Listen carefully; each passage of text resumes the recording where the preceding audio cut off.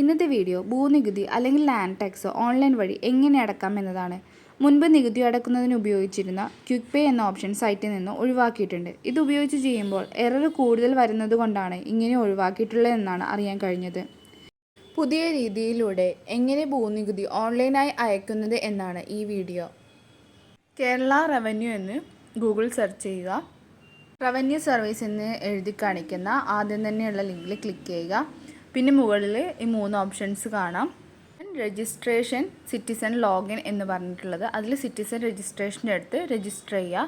അതിന് സൈനപ്പ് ചെയ്യാൻ വേണ്ടിയിട്ട് ഫുൾ നെയിം, ടൗൺ അല്ലെങ്കിൽ സിറ്റി, റോഡ് അങ്ങനെയുള്ള കാര്യങ്ങളൊക്കെ ഫില്ല് ചെയ്യുക. മൊബൈൽ നമ്പറും കൊടുത്ത് നെക്സ്റ്റ് അടിക്കുക.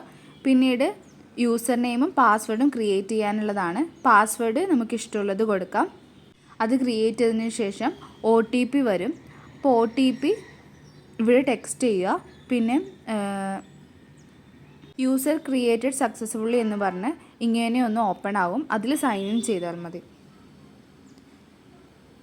സൈൻ ഇൻ ക്ലിക്ക് ചെയ്യുന്ന സമയത്ത് ഇങ്ങനൊരു വിൻഡോ ആണ് ഓപ്പൺ ആവുന്നത്. ഇവിടെ മുമ്പ് കൊടുത്തിട്ടുള്ള യൂസർ നെയിമും അതുപോലെ പാസ്വേഡും കൊടുക്കുക. ഒരു OTP വരുന്നതായിരിക്കും. ആ OTP കൂടി എൻ്റർ ചെയ്ത് സൈൻ ഇൻ കൊടുക്കുക.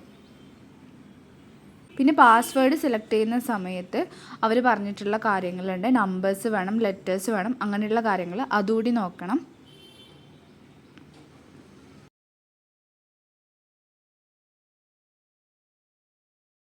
OTP കൊടുത്തു കഴിഞ്ഞാൽ ഇങ്ങനെയൊരു വിൻഡോ ആണ് ഓപ്പൺ ആയിട്ട് വരുന്നത്.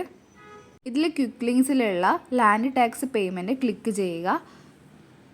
അപ്പോൾ ഓപ്പൺ ആയിട്ട് വരുന്ന വിൻഡോയിൽ ഡീറ്റെയിൽസ് ആഡ് ചെയ്യുക. ഡിസ്ട്രിക്റ്റ്, അതുപോലെ തന്നെ എവിടെയാണ് പ്ലേസ്, അങ്ങനെയുള്ള കാര്യങ്ങൾ, തണ്ടപ്പേർ ഡീറ്റെയിൽസ്, ലാൻഡ് ഡീറ്റെയിൽസ്, പിൻകോഡ് അങ്ങനെയുള്ള കാര്യങ്ങളൊക്കെ ടൈപ്പ് ചെയ്യുക. എന്നിട്ട് വ്യൂ ആൻഡ് ആഡ് എന്നുള്ള താഴെയുള്ള ഓപ്ഷൻ ക്ലിക്ക് ചെയ്യുക.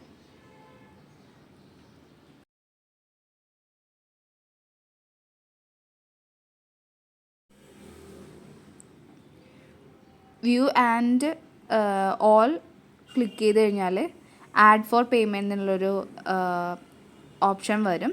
അത് ക്ലിക്ക് ചെയ്ത് കഴിഞ്ഞാൽ നമുക്ക് പേയ്മെൻറ്റ് ചെയ്യാൻ പറ്റും. നമ്മുടെ ഡീറ്റെയിൽസൊക്കെ പിന്നീട് വരുന്നതാണ്. എല്ലാ ഡീറ്റെയിൽസ് കറക്റ്റ് ആണോ എന്ന് നോക്കുക. പിന്നീട് പേ ടാക്സ് എന്ന് ഏറ്റവും താഴെ കാണാം. അതുകൂടി ക്ലിക്ക് ചെയ്താൽ നമുക്ക് പേയ്മെൻറ്റിലേക്ക് ഓപ്പൺ ആവുന്നതാണ്. ഈ പേയ്മെൻറ്റിലേക്ക് ഓപ്പൺ ആവുന്നതാണ്. അതിൽ നമ്മുടെ നെയിമും അഡ്രസ്സൊക്കെ കൊടുത്തിട്ടുണ്ടാവും. അപ്പോൾ ടാക്സ് എമൗണ്ടും ഉണ്ട്. അതിൽ പേ ചെയ്ത് കഴിഞ്ഞാൽ ഇങ്ങനെ നോർമൽ പേയ്മെൻറ്റിൻ്റെ പോലെ തന്നെ ഓപ്ഷൻസ് കാണും. UPI പേയ്മെൻറ്റ്സിൻ്റെ. അപ്പോൾ അതിൽ ബാങ്ക് സെലക്ട് ചെയ്യുക, അല്ലെങ്കിൽ നെറ്റ് ബാങ്കിങ് ആണ് അത് സെലക്ട് ചെയ്യുക. എന്നിട്ട് പ്രൊസീഡ് ടു പേയ്മെൻറ്റ് കൊടുക്കാം. QR പേയ്മെൻറ്റ് ഉണ്ട്, ക്രെഡിറ്റ് ഓർ ഡെബിറ്റ് കാർഡിന് UPI ഉണ്ട്, നെറ്റ് ബാങ്കിങ് ഉണ്ട്. ഇതിലേതെങ്കിലും ക്ലിക്ക് ചെയ്ത് നമുക്ക് പ്രൊസീഡ് ചെയ്യാൻ പറ്റുന്നതാണ്.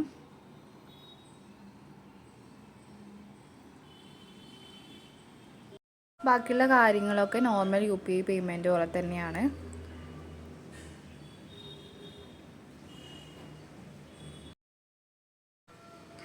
UPI ID ഒക്കെ കൊടുത്ത് പ്രൊസീഡ് ചെയ്ത് കഴിഞ്ഞാൽ ഇത് കുറച്ച് ടൈം എടുക്കും.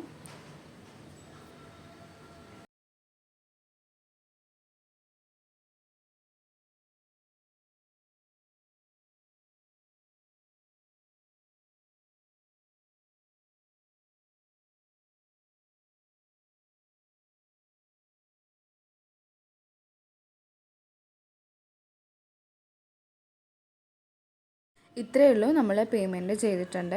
ഇനി നമുക്കൊരു രസീത് കിട്ടുന്നതാണ്. അത് നമുക്ക് ഡൗൺലോഡ് ചെയ്ത് വെക്കാൻ പറ്റും. നികുതി അടച്ചതിൻ്റെ രസീറ്റും കാര്യങ്ങളൊക്കെ. അപ്പോൾ ഇതാണ് ലാൻഡ് റവന്യൂ വകുപ്പിൻ്റെ രസീത്. അപ്പോൾ ഇത് നമുക്ക് ഡൗൺലോഡ് ചെയ്ത് വെക്കാൻ പറ്റും.